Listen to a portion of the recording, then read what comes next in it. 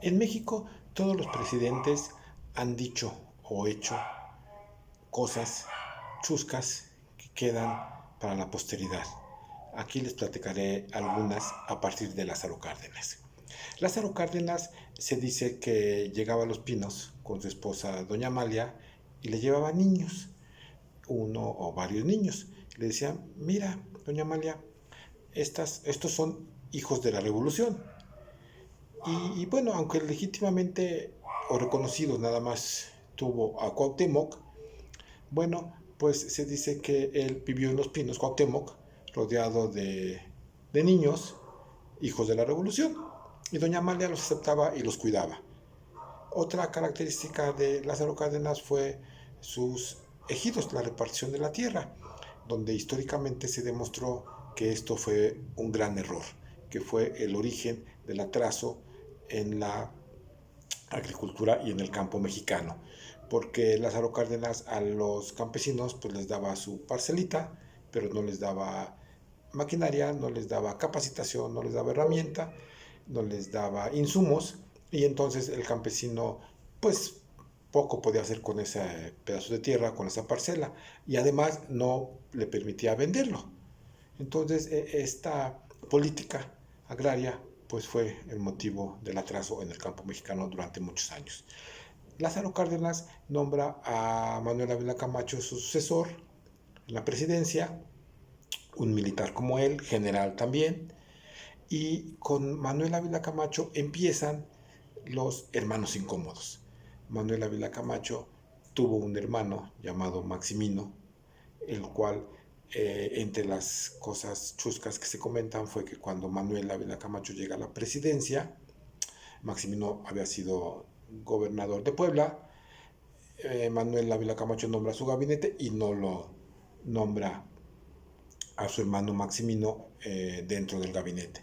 Y lo que hace Maximino es, con pistola en mano, va a la Secretaría de Comunicaciones y Obras Públicas y le dice al recién nombrado secretario pues que se quite porque él va a tomar posesión de ese cargo. Y entonces le habla a su hermano y le dice, oye, a partir de hoy yo soy el nuevo secretario de Comunicaciones y Transportes. Y su hermano pues lo deja y no dice nada. En el periodo de Manuel Ávila Camacho, pues es cuando estalla la Segunda Guerra Mundial y México se vio obligado a entrar en el conflicto y don Manuel Ávila Camacho declara la guerra al eje, conformado por Alemania, Italia y Japón.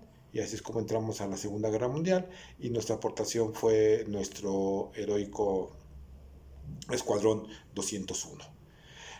Cuando va a concluir el sexenio de Manuel Ávila Camacho, su hermano Maximino se siente con todo el derecho de ocupar la presidencia porque él decía, si mi hermano que es menor, que es más pendejo que yo, menos capaz, fue presidente, pues yo que soy mayor que él, que soy más inteligente, que tengo más atributos, pues merezco la presidencia. Y entonces Maximino se lanza como candidato a la presidencia. Esto lo ve, por supuesto, con mucha preocupación el PRI y lo ve con mucha preocupación don Manuel. Y afortunadamente para don Manuel, para el país y para el partido oficial, Maximino muere de manera misteriosa y repentina en una comida donde estaba celebrando su candidatura a la presidencia.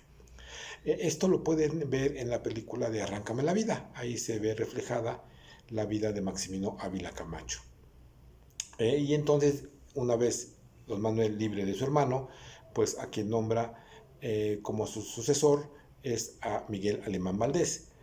Es cuando empieza la era en la presidencia de los civiles. Don Manuel dice, ya es hora de que los militares se vayan a los cuarteles y empiece la etapa de los civiles en la presidencia de la República. Y a Miguel Alemán le llaman el cachorro de la revolución y con él empieza lo que se le denominó la era de los licenciados, pero la era de los licenciados corruptos. Con él empieza la gran corrupción en el gobierno, donde los funcionarios se hacen ricos en su sexenio y empiezan a desarrollar centros turísticos como Acapulco. Por eso la costera lleva su nombre de Miguel Alemán. Miguel Alemán se siente galán, empieza a andar también con actrices en ese momento del cine mexicano bueno, se desarrollan estos centros turísticos, pero con una gran corrupción. Miguel Alemán, para nombrar a su sucesor, engaña a los políticos. Todos piensan que su sucesor va a ser su primo, Casas Alemán, que en ese momento era regente de la Ciudad de México, y los engaña, y a quien nombra como su sucesor es a Adolfo Ruiz Cortines. Nadie pensaba que Ruiz Cortines pudiera ser presidenciable, sobre todo por su edad, no por su posición. Él era secretario de Gobernación, pero cuando llega Ruiz Cortines a la presidencia tenía 62 años, en edad que en ese momento se consideraba como un viejito. Y entonces empiezan las bromas diciendo que a ver si termina el sexenio, a ver si no se moría a la mitad del sexenio, Ruiz Cortines. Y lo más sobresaliente del sexenio de Ruiz Cortines, empieza la etapas y la era en que después de un sexenio corrupto, de muchos excesos, llega un sexenio austero. Y entonces, después de un gobierno de mucha corrupción de Miguel Alemán, llega el gobierno de Ruiz Cortines, un gobierno austero. Pero una de las cosas sobresalientes que hizo Ruiz Cortines fue que en 1955 le da el voto a la mujer. La mujer no podía votar ni ser votada hasta 1955, y esto se lo da Adolfo Ruiz Cortines.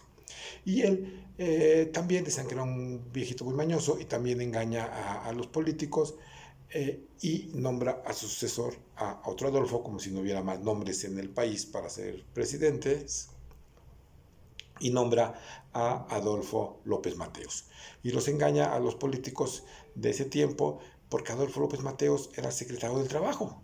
Ningún presidente había llegado a la presidencia siendo secretario del Trabajo. Entonces ahí Ruiz Cortines engaña a la clase política y nombra a Adolfo López Mateos. Y Adolfo López Mateos, bueno, pues de él sí tiene muchas anécdotas. Una de ellas es que él llegaba con su secretario particular, que le manejaba su agenda, y le preguntaba: ¿hoy qué nos toca? ¿Viaje o vieja? Porque se dice que López Mateos era galán, y que además él empezó con la etapa, con la moda de las giras presidenciales internacionales al extranjero. Entonces viajaba mucho. Eh, y, en, y, él tenía también otra característica física. Le daban dolores de cabeza, le daban migraña, tenía migraña, y le daban dolores muy fuertes. Tenía un cuarto tanto en Los Pinos como en Palacio Nacional, un cuarto acolchonado, oscuro, donde cada que le daban sus dolores se iba a meter a estos cuartos hasta que se le pasara el malestar, y esta molestia le podía durar horas o días. Y entonces, entre estas molestias, entre sus viajes y sus viejas, quien ocupaba su cargo de manera interina, era Gustavo Díaz Ordaz, que era secretario de Gobernación. Y López Mateos nunca lo negó, ahí sí nunca lo negó. Siempre dijo que él iba a ser sucesor, y que don Gustavito era quien tomaba las decisiones cuando él estaba indispuesto o no estaba en el país.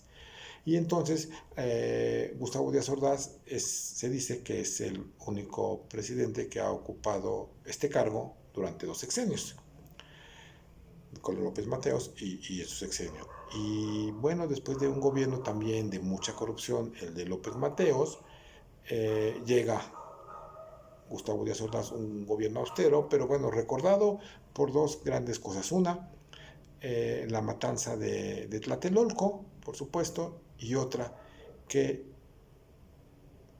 Díaz Ordaz nombra a Luis Echeverría y se arrepiente en plena campaña. Se arrepiente. Nunca queda claro por qué lo nombra. Tenía otro candidato, que era el doctor Martínez Malatú, que era secretario de la presidencia. En ese tiempo pues había una secretaría de la presidencia. Nunca quedó claro por qué se inclina a nombrar a Díaz Ordaz a Luis Echeverría. Pero en plena campaña, Díaz Ordaz se arrepiente, manda a llamar al presidente del PRI, le dice, oigan, licenciado, pues vamos a enfermar a nuestro candidato. Y el presidente del PRI le dice, no podemos hacer eso, señor presidente, pues porque sería un gran desprestigio para el partido, para el PRI, y además la ciudadanía pues va a desconfiar mucho. Y entonces no le quedó otra a Díaz Ordaz más que sostener la candidatura de Luis Echeverría, cosa que dicen las crónicas y la historia que se arrepintió hasta el final de sus días, que no duró mucho después de la presidencia, muere después de 7 años de dejar la presidencia, igual que López Mateos, no dura mucho después de la presidencia, porque hubo presidentes como Lázaro Cárdenas, bueno, que vivieron más de 30 años después de ser presidentes. Tenemos el caso también de Salinas. Y entonces Luis Echeverría, bueno, pues llega a la presidencia y se empiezan a cometer muchos excesos y errores económicos. México venía de 3 décadas, la década de los 40, 50, 60, de tener una gran estabilidad económica. El dólar, por ejemplo, tuvimos la paridad del dólar a 12.50. El dólar valía durante más de 20 años 12.50. Con el gobierno de Echeverría, pues se dispara el dólar, nuestra moneda sufre un decremento, un desprestigio, empieza la inflación y empieza la gran deuda externa. Y pues la economía del gobierno es como la economía familiar. Si en la casa gastas más de lo que ganas, pues vas a tener una deuda permanente. Así en el gobierno empezó a gastar más de lo que recibía o de lo que tenía. Y esto empezó con el gobierno de Luis Echeverría. Y entre otros motivos, porque Luis Echeverría empieza a comprar empresas que estaban a punto de quebrar con la finalidad de que los obreros y la gente no se quedara sin trabajo. Las empieza a comprar. Y entonces en México se empieza a llenar, el gobierno de México se empieza a llenar de empresas como tortillerías o como bicicletas. La famosa marca Bimex de bicicletas pues era del gobierno. Y entonces empieza a crecer la burocracia por estas empresas. Y entonces Luis Echeverría, bueno, pues para su sucesor, sí trabaja muy bien a José López Portillo. Eran amigos de la infancia. Empieza el sexenio López Portillo en una posición muy opaca, siendo director de la Comisión Federal de Electricidad, y a mediados del sexenio Luis Echeverría lo nombra secretario de Hacienda. No pensaban que pudiera llegar López Portillo porque también a la presidencia, porque ningún secretario de Hacienda había llegado a la presidencia. Ahí también Echeverría engaña a los políticos y nombra a López Portillo como su sucesor. Y López Portillo, bueno, toma la presidencia y bueno, con él sí hay muchas frases que dejó para la posteridad. Y muchas anécdotas. Entre las frases que dejó fue defender el peso como un perro, el orgullo de mi nepotismo, mi hijo, que lo tenía como subsecretario de Estado, cuando se descubren los yacimientos petroleros, dice, México tiene que empezar a saber cómo administrar la riqueza. Entre otras cosas, famosa su casa que se mandó a hacer llamada la colina del perro, por la frase de que defender el peso como un perro, ahí en Coajimalpa. Famosa su hermana, Carmen Romano, doña Carmen Romano López Portillo, porque su hermana era pianista o se sentía pianista, y entonces llevaba su piano a las giras presidenciales, y si el piano no cabía en el cuarto del hotel, hacía que se tumbara la pared o se tumbara la puerta para que su piano pudiera pasar. Y también se recuerda mucho, bueno, pues que nombró a un amigo también de la infancia, al Durazo, al negro Durazo, como director de la policía del Distrito Federal. Y bueno, él tuvo muchos excesos. era donde empieza la colusión de la policía con los delincuentes, con los narcotraficantes. Los delincuentes tenían que entrarle con sus mochadas, los dejaban trabajar al delincuente, pero siempre y cuando le entrara con su mochada, a la policía de Durazo. El hijo de Durazo paraba el periférico los fines de semana para echar sus famosos arrancones. Todos los días Durazo paraba también toda la casa de Tlalpan para llegar de su casa de la Jusco a Tlaxcuaque, y entonces iba parando el tráfico. Famosas sus dos mansiones que se mandan a construir, una en Cihuatanejo y otra en el Ajusco, llamadas el Partenón, porque quería imitar el Partenón griego.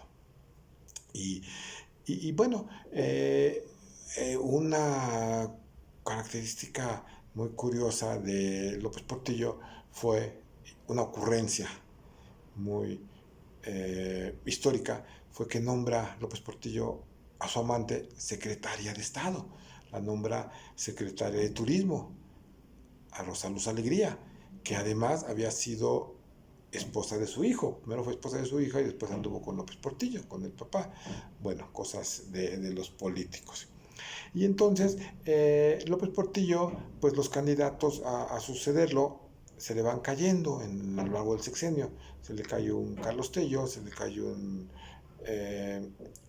Muñoz Ledo, se le cae un Díaz Serrano, y entonces no le queda otra más que escoger al menos peor, que era Miguel de la Madrid. Miguel de la Madrid, que no había iniciado como secretario en el gabinete de López Portillo, entra a la mitad del sexenio como secretario de Programación y Presupuesto, porque es el primero que elabora un Plan Nacional de Desarrollo de la Madrid, y entonces esto lo ayuda a que sea el candidato. López Portillo no tenía muchas opciones y nombra a Miguel de la Madrid candidato a la presidencia. El gobierno de Miguel de la Madrid fue un gobierno muy gris.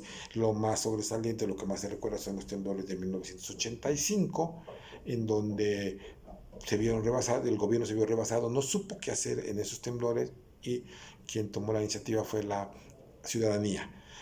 No había una cultura de protección civil en el gobierno, los mexicanos no la teníamos, y bueno, a raíz de ahí en el gobierno empezaron a crearse áreas, llegaron a hacer direcciones generales de protección civil. Posteriormente todas las dependencias crearon sus direcciones generales de protección civil, y posteriormente, bueno, fueron bajando de nivel hasta actualmente son nada más áreas u oficinas de protección civil, pero no había en ese momento una cultura para eso, y es lo más que se recuerda del gobierno de la Madrid. A Muñoz Ledo le dijeron cuidado, porque de la Madrid de la Madrid lo tiene cooptado y encarcelado un francés y un peloncito. Y bueno, de la Madrid no tomó mucho en cuenta a Muñoz Ledo y a Cuauhtémoc Cárdenas. Ellos hacen su movimiento de la corriente democrática, y de la Madrid engaña a la clase política pensando que iba a nombrar como su sucesor a Alfredo del Mazo, al papá del gobernador del Estado de México actual. Los engaña pensando que él iba a ser su sucesor, porque decían que era el hermano que siempre quiso tener. Cuando no lo nombran, decían es el hermano que nunca quiso tener. Y nombra a Carlos Salinas de Gortari. Carlos Salinas de Gortari, que llega a la presidencia a la edad de 40 años. Empieza el sexenio de la Madrid como su secretario de Programación y Presupuesto a la edad de 34 años. Ya Salinas era secretario de Estado a la edad de 34 años.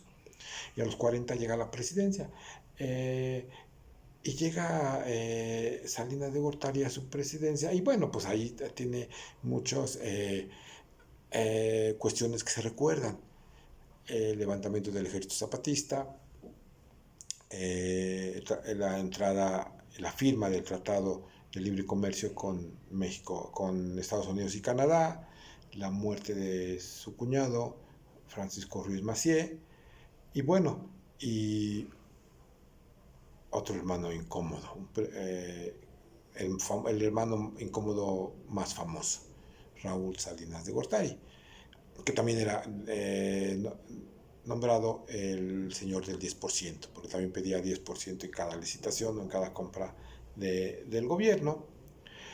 Y bueno, y Salinas también se comenta su relación con una actriz, que tuvieron un hijo, su relación con varias mujeres, tanto así que al final del sexenio, inmediatamente que termina su sexenio, se divorcia de su esposa, que se va a vivir con otra persona a Irlanda. Y él sí, Salinas sí trabaja muy bien a Colosio. Lo va trabajando, primero lo nombra senador, dicen que nunca intervino Colosio en un debate, después lo nombra presidente del PRI y después Salinas crea la Secretaría de Desarrollo Social y ahí pone a Colosio. Y es la secretaría que más recursos tenía en ese momento. Engaña a la gente y engaña a Camacho Solís pensando que él iba a ser el candidato. Cuando eso no sucede, bueno, pues el berrinche histórico de Camacho Solís. Y bueno, a Colosio lo matan, hasta la fecha no sabemos todavía quién lo mató, pero un hecho que exonera a Carlos Salinas de Gortari de esto es que él no tenía el plan B. Cuando muere Colosio no tenía su sucesor, no tenía listo a un sucesor, y entonces, pues de manera emergente tiene que nombrar a Ernesto Zedillo. Y lo nombra Ernesto Zedillo sin preparación previa. Ernesto Zedillo, cuando va a hacer sus primeras tomas en la televisión, sus primeros discursos, llora, literalmente llora, porque no lo puede hacer bien, no estaba preparado para eso. Primer discurso que tiene Zedillo en la sede del PRI, bueno, es patético. Su esposa, también literalmente una ama de casa, no estaba preparada para ser primera dama, y bueno, empieza a correr su sexenio y empieza a aprender Ernesto Zedillo. Él sí tiene un hermano incómodo, Rodolfo también tiene un hermano incómodo, Rodolfo Zedillo, eh, y él, después de un gobierno de excesos como el de Salinas, pues hace un gobierno austero. Eh, y Ernesto Zedillo hay que reconocerle su espíritu democrático. Él, cuando nombra al candidato a la Bastida y no gana, no hace lo que se hacía en el pasado, que toda la maquinaria del PRI se pusiera en operación para arrebatar las elecciones. Él deja que se reconozca el triunfo de Vicente Fox y no se opone. Eso creo que hay que reconocérselo históricamente a Ernesto Zedillo. Y llega Fox a la presidencia. Muchos comentan las frases que dijo Fox en la presidencia y las ha dicho posterior, pero bueno, estas frases las dijo desde que era candidato, tiene frases famosas siendo candidato. Una de ellas es, eh, yo resuelvo el problema de los zapatistas en 15 minutos, no lo resolvió ni en todo el sexenio. Dijo todos los mexicanos van a tener su bocho y su changarro, pues lo seguimos esperando. Dijo que México iba a crecer a un 7% anual. Esto de cuando los presidentes dicen que que vamos a crecer, que México va a crecer a un porcentaje como 6 o 7%, pues no toman en cuenta muchas variables que tienen que considerar, y ya cuando llegan a la presidencia se ven que no es muy fácil. Estas son promesas de campaña. Y así Fox dijo muchas frases de campaña. Cuando toma posesión, lo primero que va es ir a la basílica a agradecer antes de ir a la toma de posesión de San Lázaro. Y después, lo chistoso es que después la gente se sorprende de lo que dice e hizo Fox, y esto ya lo venía anunciando desde que era candidato, pero bueno, finalmente la gente votó por Fox. Y la frase más famosa de Fox de su sexenio es la que le dijo a Fidel Castro: come si te vas, en un evento de presidentes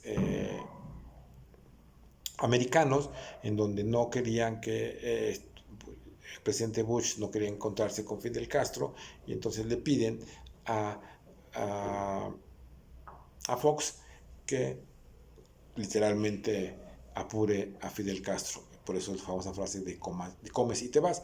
Pero además, creo que con toda razón, Fox había llegado democráticamente, sin fraude, no era un dictador tampoco, no tenía la capacidad para hacerlo.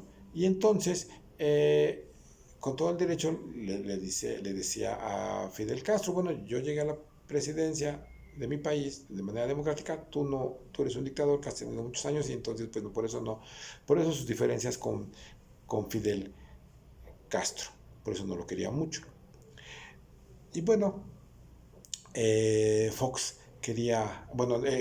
no tuvo hermanos incómodos, tuvo hijastros incómodos, los hijos de su esposa Marta Sagún, donde están documentados muchas corrupciones que hicieron, pero hasta la fecha pues no se ha hecho nada. Y Vicente Fox, bueno, pues quería nombrar como su candidato a la presidencia a Santiago Krill, pero Felipe Calderón se le adelanta, agarra al partido como rehén, entre traiciones, eh, mentiras, golpes por la espalda, se apodera del PAN y bueno, logra la candidatura del PAN para la presidencia y gana la presidencia. Yo creo que sí, legítimamente la gana. Y bueno, pues Felipe Calderón, lo que se comenta de su presidencia es que pues tomaba mucho, eh, eh, era una persona que tomaba mucho y esto lo saca a la luz pública. De las primeras personas que lo sacan a la luz pública es Carmen Aristegui. Y bueno, pues hace que la corran a Carmen Aristegui del programa de radio que tenía. Y entre las cosas que está documentando es que los secretarios de Estado de su gabinete recibieron una llamada en la noche de Felipe Calderón, por ejemplo, el Procurador General de la República, le decía a Felipe Calderón, oye, procurador, pues sabes que eres un pendejo, preséntame tu renuncia, en estado de ebriedad, pum, y le colgaba. Al día siguiente al procurador yo le presentaba la renuncia y a Felipe Calderón le extrañaba y le decía, oye, pero ¿por qué me presentas tu renuncia? Es que usted me la pidió, señor presidente, anoche. Ah, era broma, no le hagas caso. Y así hubo varios episodios. Felipe Calderón no tuvo el hermano incómodo, tuvo un cuñado incómodo, el hermano de Margarita Zavala, Juan Zavala, fue el hermano incómodo, donde se rumoraba que hizo muchos actos de corrupción, pero nunca se demostró nada. Y bueno, Felipe Calderón nombra como candidata del PAN a María Elena Vázquez Mota. Muchos dicen que no lo apoyó, yo creo que sí la apoyó porque ella había sido su jefa de campaña a la presidencia, su coordinadora de campaña, cuando Felipe Calderón llegó a la presidencia. Después Calderón la nombra secretaria de Educación Pública y después la nombra coordinadora de la bancada del PAN en la Cámara de Diputados. Y después pues la nombra candidata del PAN. Sí quería Calderón que fuera presidenta, sí le da su apoyo. Unos dicen que quería a Ernesto Cordero, no, sino que si hubiera querido Ernesto Cordero lo hubiera nombrado. Pero bueno, lo que pasó yo creo es que la gente estaba ya cansada de 12 años del PAN, vio que el país no mejoraba, que en algunos casos se empeoraba, como la guerra que declara Calderón al narco, en donde se la declara abiertamente sin ninguna estrategia previa y el narco le responde, ah, ¿quieres una guerra? Bueno, guerra tendrás, y simplemente le mató a 2 secretarios de gobernación, ¿no? El puesto inmediato inferior después del presidente, un secretario de gobernación, le mató a 2 nada más. Y, y bueno, la gente cansada de tanta violencia, los daños colaterales que fueron más de 60,000, se dice, 50,000 en otros casos, la gente cansada de todo esto, pues dice, bueno, creo que estábamos mejor cuando estábamos peor, y entonces la gente decide volver a votar por el PRI, a ver si el PRI llegaba nuevamente a la presidencia ya con los errores superados, ya con la experiencia acumulada y donde podíamos esperar una mejor actuación de parte del PRI, pero pues parece que no. Cuando llega Peña Nieto a la presidencia, lo chistoso es que una persona tan gris como Peña Nieto, que fue secretario particular de Arturo Montiel cuando era gobernador del Estado de México, después Arturo Montiel lo manda a la Cámara de Diputados, donde nunca participó en ningún debate, y una persona tan gris pues lo nombra candidato a gobernador del Estado de México. Había un dicho que los expresidentes para nombrar a su sucesor, o los gobernadores para nombrar a su sucesor, pues tenían que verle una cualidad principal, es la lealtad. Entonces decía, no importa que sea pendejo, pero bueno, es leal, me va a cubrir y no me va a traicionar. Y entonces Montiel por eso nombra a Peña Nieto. Y efectivamente Peña Nieto cubre a Montiel de todos sus actos de corrupción que tuvo. Y bueno, y después de que esta Peña Nieto llega a gobernador del Estado de México, pues una televisora lo hace candidato, le pone, entre otras cosas, esposa y hace todo lo necesario para que llegue a ser presidente. Y la gente, bueno, pues cansada de 2 años del PAN, todavía no confiando plenamente en López Obrador, le da su voto de confianza a Peña Nieto y bueno, pues llega a la presidencia nuevamente el PRI. Entre sus principales errores que comete fue no tener una buena eh, área de comunicación social, en donde uno de los escándalos fue su Casa Blanca. Con Cedillo también hubo una revista de circulación semanal, había publicado que Ernesto Cedillo, en su momento siendo presidente, estaba construyendo su casa, y Ernesto Cedillo ni caso le hizo. La noticia a la semana siguiente pues se perdió, entre otras noticias. Pero Peña Nieto sí, entre muchos errores que cometió fue el darle mucha importancia a lo de su Casa Blanca. Otra vez hace que corran a la pobre de Carmen Aristegui, de su programa de radio de la mañana, pone a su esposa a que dé una explicación en cadena nacional, nombra a un secretario de la Función Pública para que dé una explicación que fue patética. Y entonces el escándalo de la Casa Blanca lo hace muy grande, como muchas cosas que no supo manejar eh, su área de comunicación social de la presidencia. Y bueno, pues con esto de las redes sociales y de la aparatos de comunicación ya tan avanzados, pues ahora cualquier error o dicho de parte de un presidente, pues se maximiza. Antes pues, no había estos medios y no, los errores no se difundían tanto.